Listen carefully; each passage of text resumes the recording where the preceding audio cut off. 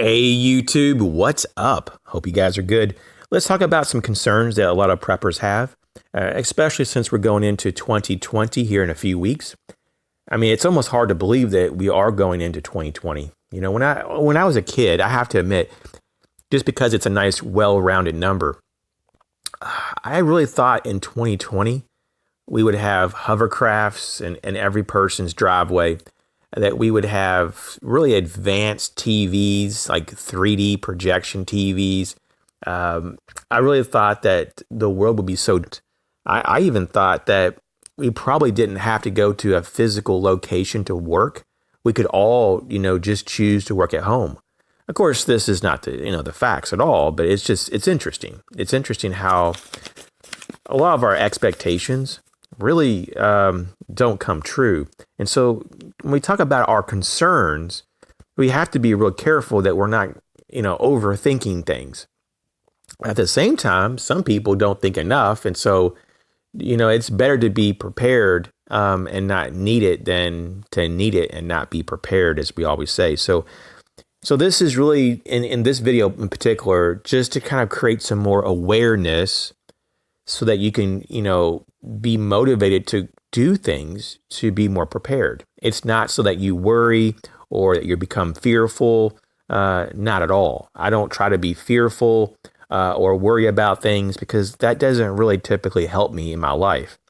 But to be aware of things and to take that concern and to turn it into action so that I'm more prepared and more ready for life, well, that is a good thing. So here are some concerns. First is the economy. I feel like there's multiple bubbles in the economy and that there's going to have to be a pullback to a reasonable level. I feel like there's a lot of debt in the system that's just not sustainable. So an economic reset is in order, and it's possibly past due. So, and I'm talking about a severe recession, maybe even a possible depression that could last a number of years. This is very plausible. This is not just my assumption or my opinion. This is something that a lot of even mainstream economists are concerned about and they talk about. And so, there's a lot of specifics on this one. I know there's a lot of people who don't follow the markets on this channel. They don't really have a lot of interest, so I'm not going to get too detailed. But I will say, though, that if you think 2008 was bad, well, this next reset is going to be probably at least 20 to 30, if not more percent more intense. So, be prepared for that. Civil unrest. This is a concern that a lot of people talk about. A lot of people point out that there's civil unrest and even various types of civil wars that are going on around the world right now. It's not just like Venezuela, Hong Kong, but also, parts of Iran and Iraq as well. I mean, who knows what's even happening in some countries, because we don't have really objective, news reporting. We don't really know what's going on in certain parts of China, North Korea, and so forth. I mean, there's a lot of things that are probably going on. Of course, we have Syria, and it just goes on and on. But there's all kinds of movements, even in Europe, especially in France right now. There's all kinds of movements that are pushing back. And a lot of this is pushing against their government, because their government is becoming more tyrannical, and they're making the citizens less free. They're just taking liberties away and freedoms, and they're just making law-abiding citizens overnight criminals. And so this is not right. Now, here in the U.S., we have the same problem. It doesn't seem to be as severe as some other places in the world at the moment, but we do have various states here in the United States that are pretty tyrannical. They really do just, violate the Constitution at face value. And I'm not talking about just parts of California, New York, and others, but I mean, even as of recent, you start seeing all this push with this new Democratic, governance in Virginia, all these threats of all this gun control here coming down the pipeline. And so we'll see what happens. A lot of people are concerned about this. They think that this could be the matchbox that starts the whole fire. And I'm talking about with civil unrest and maybe even leading into a civil war. I really hope not. I don't really see this in the near future, a breakout of a civil war, but I do see the potential in the next few years for some serious civil unrest if the government is going to be tyrannical, violate the Constitution, and try to suppress the people's freedoms because they want socialism instead. So I definitely see that we could have some problems there for real. And the big question for me, though, is like in Virginia, who are they going to send in to enforce these tyrannical laws? If they outlaw certain handguns and they have to go to house, who are they going to send to do that? You think law enforcement would really do that? Like just put their life on the line to take people's freedoms? I don't think that most police officers are of that belief that you should go around and take people's guns. I think most people that are in law enforcement respect the Constitution and their oaths. I also don't think the military is going to do it. You know, if you look at any of the surveys, about 2/3 voted for Trump the last time. So I think the majority of the military would be like, no, we're not going to comply with these unconstitutional, laws. And so what arm of enforcement are they going to use to take all these guns? That's the big question. And I think a lot of this is just hype, that the left, these socialists are trying to just scare people into compliance because they don't really have any way to really enforce it on a large scale level. And so I think that the people, if they really wanted to, and they probably will in the future, will use force against the government and make the government understand that it's not their wishes to be led and controlled in this manner. And that's what's going to happen, I guess. You're going to have to get rid of certain leadership and change certain laws so that you have freedom again. But unfortunately, though, sometimes people have to put their life on the line to secure their liberty from time to time. The next concern is World War III. I don't think about this one hardly at all, but there are some people that do. And so I wanted to just at least touch base on this. We have a number of enemies, the United States does, and a lot of our allies have enemies as well. And I'm not talking about just like North Korea or China, Russia, even though I think it's a little overblown. The mainstream media makes it off like Russia is like this really arch enemy of the U.S. I don't know about that. I think that there are some conflicts, obviously, and there are some things that Russia does that I don't see a problem with, and then there's other things that are just very tyrannical. So Russia is not perfect by any means, but I don't know if they're like our arch enemy, like the mainstream media says. I think that's just kind of a hype and a lot of fear baiting there. And then you have Iran. They really supposedly hate us, but I would highly doubt that the people of Iran really do hate the citizens of the U.S. I would kind of doubt that. Just like I don't think that the actual citizens in Russia or China hate the U.S. I don't see that. I think that most people don't really have a lot of problems with other people. And so that's just how I look at it. But, I know there are people who hate other people just because they're from a country that's different than their own. That's their problem, but I don't think that's prevalent in most nation states. The next concern that a lot of people have is the 2020 presidential election. It's not that far off. It's in less than a year from now. So, yeah, it's something that it is concerning to see, who is going to lead the nation. That's a pretty big deal. Yes, Trump is not perfect, but he's a lot better than what we've had in past years. I don't think that he's done a bad job. So if Trump doesn't get back in for a second term, I think the country's going to be in a pretty bad place, at least economically and just across the board, just looking at freedoms. I think we're going to probably lose a lot of liberties, especially if we have a Congress that is going to be, it continues to lean a bit more left than it should. Well, it shouldn't lean left at all, but it tends to be in recent days really leaning left. So we also have another concern here of the cost of living. A lot of times people refer this to inflation, which is really a hidden tax. But the feds are trying to keep it around 2% inflation. I never understood this. Like, why shouldn't we have a goal, though, of like zero inflation? Why would we want to constantly devalue our currency? Like, that doesn't make sense to me. But apparently, that's how they do it. The cost of living. So, yeah, depending on where you live, it can be pretty astronomical to live there. And the cost of living in terms of what it changes could really change upward over time, or even a short period of time, maybe faster than your wages go up.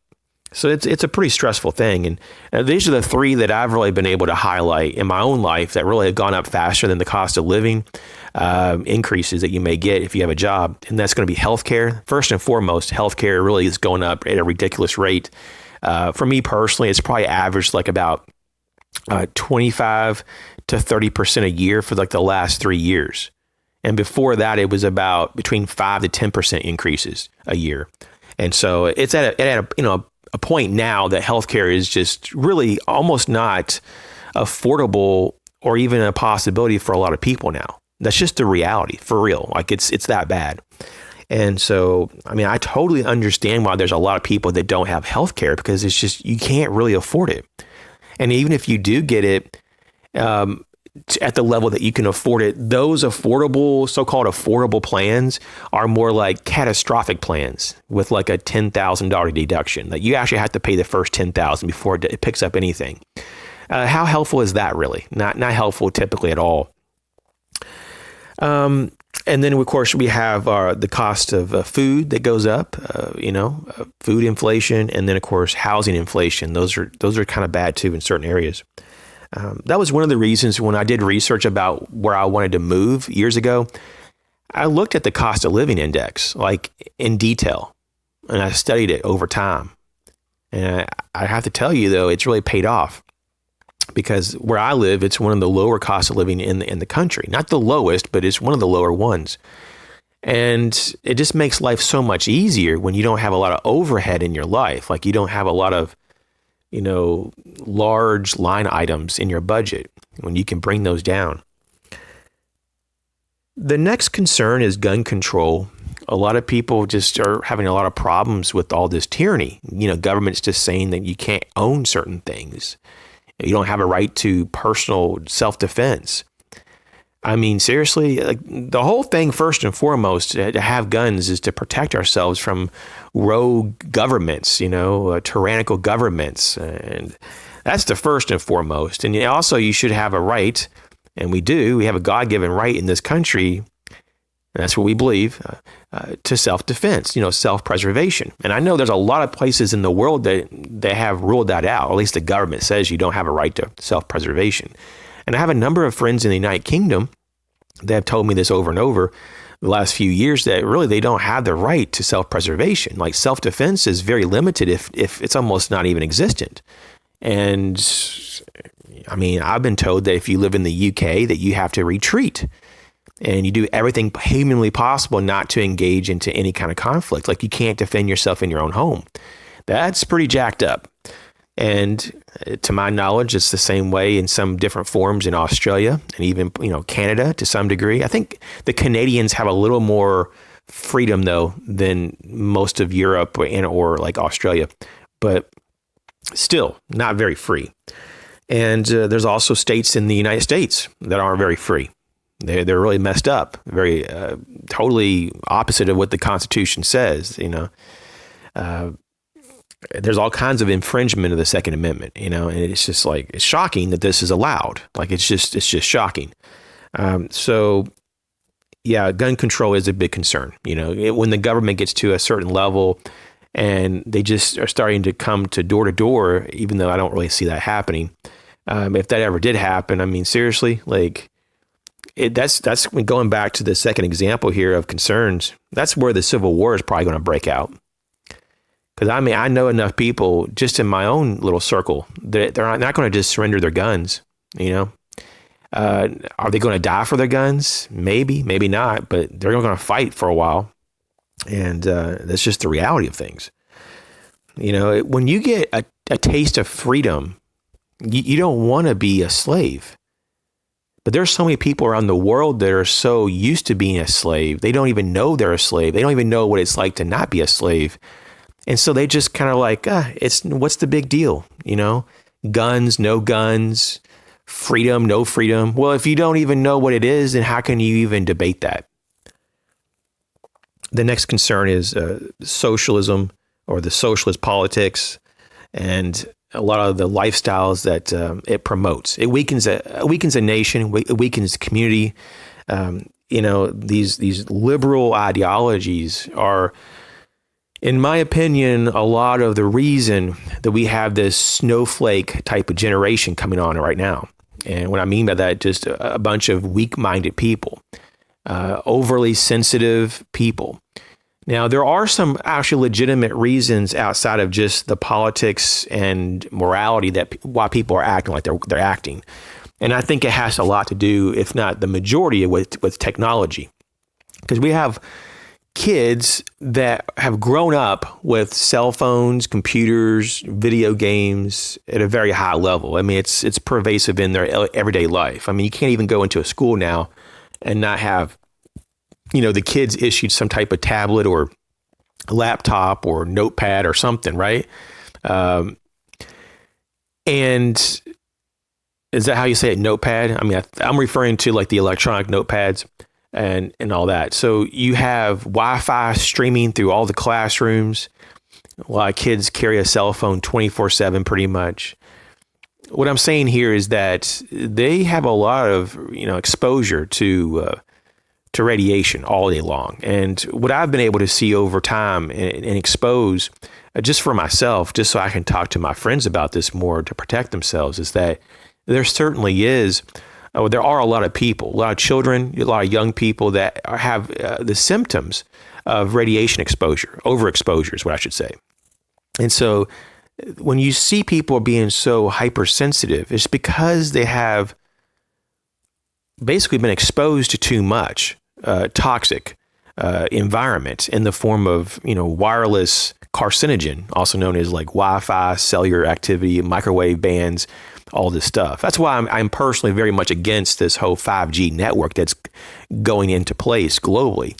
It's just not good for the human body. Let's just say it, as it is. Let's just be blunt about it. It's very toxic, and it's just not something that's it's not good for us. So why should we have it? Okay, let's jump into another concern here. And I would like to talk more about the 5G down the road, but that is a concern for me. I'm just trying to keep this list as short as possible. But yeah, that's something that I don't look forward to. If 5G comes in my area, which I don't think it will for a while because I live in a more rural area, but I will do countermeasures to keep that from getting into my house. And if I have to, I'll even move to a more remote location. I don't have a problem with that. I'm not going to sit around and just take it, and go, just going to be exposed to all this. Because as you know, if you haven't already checked into this, then I'll tell you, 5G kind of works like they have mini cell towers up and down the street. Because these things don't have a lot of range because of the type of frequency. It's a type of microwave frequency that doesn't really do well over distance. It doesn't do well around trees and buildings, so you have limited range. So they have to put a lot more of these out there than the current network that we have, at least in most areas, 4G. And so this is just that much more exposure to radiation. And I'm not going to take that. I'm not going to take it. I have neighbors that I do believe that they will probably shoot the 5G towers on the street when they come out here. I wouldn't be surprised. And I don't want them out here, and I will do what I have to. We'll do petitions. We'll go to the city council. We'll do everything legal as possible at first. But at some point, you have to just take care of yourself and your family. So I'm not going to just sit here and get exposed to this day and night. So yes, there are some countermeasures you can do. You can get some RF absorbent paint, and that'll reflect or absorb radiation from getting into your house. You can get window film to put onto your windows to actually will block radiation from coming in the house. And you can do various countermeasures, but isn't that sad though that we have to do that so that we don't get bombarded with radiation day and night in our own homes? So it's a lot of bullshit if you ask me. And I think this is all designed on purpose to hurt people as well. And there's so much more to this topic. I mean, you can do research and see, nosebleeds in schools and all kinds of symptoms of having too much radiation exposure and what's going on. There's a lot of these symptoms are everywhere in school systems and so forth.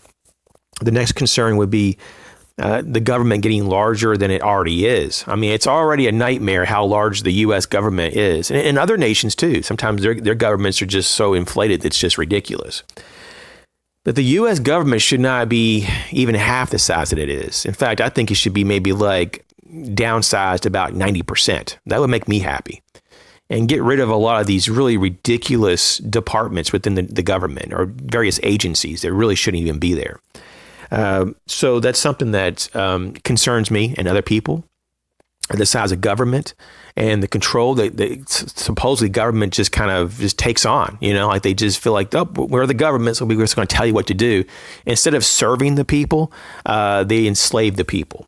So I'm not for that at all. That's why if I had to put myself in a box and label myself, I would be a very hardcore libertarian that's very much for small government. The next various concern that I would say would be the spread of disease. We do hear about outbreaks of this and that, even in the last few years. Polio, measles, I think even mumps too, I heard at one point. Various types of mutated flu viruses, all kinds of crazy stuff going on around the world. I think they're trying to do a full containment right now with the Ebola in the Congo in Africa. I don't know how well that's going on. I haven't really heard a lot of it in the mainstream media, so maybe they've got it somewhat under control. But there for a while, it was really sketchy about if they were even going to be able to contain it this time around. Of course, they've been having multiple episodes over the last few decades of just multiple outbreaks. I've kind of lost track how many outbreaks they've had of Ebola. So it's almost like they're just constantly trying to contain it so it just doesn't spread and go global. That would be a really freaking scary nightmare for Ebola just to be prevalent in your neighborhood. I mean, good Lord. That's when I would just shelter in place and talk to no one and keep everyone off my property and basically just live like a hermit for enough months until that would burn out. And that's the saving grace that we have with all these pandemics. They don't last forever. They do burn out over time. It might take a few months, maybe even a few years, but they do eventually burn out. The next concern, the New World Order. Yeah, I know that sounds really scary and it's very controversial. It's like a big conspiracy thing. But is it like real? Well, yes, it is. I mean, it actually really is real. People like to put it down and make big scary things about it. And it actually is a big scary thing. But the reality is probably more frightful than what we even speak of. So there's been a concerted effort over many, many decades, many generations really, for this to happen. A consolidation of sovereign nation states to one government for absolute control. The thing, really is in reality is that there's different groups of elites and they compete with each other. They have different ideologies. So it's at this particular point, I don't see a consolidation of anything because there's so much infighting from the elites. Now, some of these elites we don't really know of because they're super elite, like they're just super private and we just don't have any way to know about them. Some of these people probably are behind the scenes of various governments that manipulate and control certain aspects of government. Who knows? Some people talk about the shadow governments. I mean, I wouldn't be surprised if all that was true, at least on some level. But what we do have to really look at this is that we do have a lot of movement in various countries towards socialism. That's the fact. I mean, let's just look at what's going on in the world. So if we can deduce that things are moving toward socialism, larger government, the next step would kind of remove some of that sovereignty of government, kind of what you see in the European Union, right? And consolidate those nation states in some way or fashion. And over time, completely get rid of their sovereignty and just kind of group them into like regional countries or states and or federations. And then over time, eventually the end goal is to consolidate those federations or states, that, whatever you want to call them, those groupings of people, and consolidate them all into one world government or one type of government that is governed by a group of people or one person or however. I mean, we already have the UN, which is kind of like the world's army or police force. We have the World Bank. We have the world court system. We have all kinds of things already set up. So I think it's just a matter of time. I mean, for some of this to unroll. Now, do I really think that in the near future that the United States is going to lose, or just surrender its sovereignty? I don't think so. I don't think the people would even allow that. That would probably contribute to a civil war if that was to happen. If the government officials say right now, hey, we're just going to surrender our sovereignty and just merge with another country, I don't think so. So that's kind of what I see on that the New World Order, and at least their end game, is not in the near future by any means, but we are slowly creeping toward it. And that's to be of concern. The next concern is going to be AI. Now, a lot of people don't talk about this within the prepper group, but I look into this all the time. This is an actual pretty large concern for me personally. It's kind of hard to prepare for this, like specifically. In a lot of ways, it's just so complex. But artificial intelligence really can be a major threat for humanity. And it's not just like what we would think like in a big movie, like sci-fi movie, that the Skynet and they blow us up and they control us and enslave us that way. But it can start very subtly at first, like taking our jobs, replacing humans. And then we're removed from, somewhat a part of our meaning in life. Like we don't have any work to do, or at least it would minimize the work to a point that a lot of people don't have a lot of meaning anymore. And believe it or not, a lot of people get their meaning in life from work, or at least a good part of it. So this is where a lot of people talk about a living wage would have to be given to the population. If most of the jobs are subsidized or completely taken over by artificial intelligence or robots or machines, then you would have to have some way for society to continue. And so a living wage would be paid out possibly by the government just so that everybody could, afford their basic living expenses. And if you want to do or have more, you find ways to make more money. But this is a concern, just like the whole digital currency that could possibly be in the near future. Now, I don't see that happening in 2020, but it maybe in 20, 30 years, there might be a very large push to move away from cash or physical currency and go completely digital. That's a real big concern for me as well, because you really give up a lot of security and freedom, and you have complete surveillance of all your activities, all your financial activities. And I don't like that at all. And it's not because I have something to hide, but it's because I really enjoy and believe in freedom and privacy. And I don't think that we have to get permission from government, because that's what's going to happen. And the government is going to, be the one that you have to go to ask permission to do certain things, to buy certain products. And if you're not, abiding by whoever's in control at the time with the government, they may be able to deny you to be able to purchase certain things. That's not cool. So that's just, to me, a gateway into slavery. And the last concern I want to talk about today is natural disasters. And in particular, not just our normal type of weather activity that we see from time to time, like, a large hurricane and things like that, which are brutal. I mean, there's obviously that's not something that, is small time or small potatoes. But I'm talking about like a super volcano, an asteroid hit. Yeah, that would be really bad.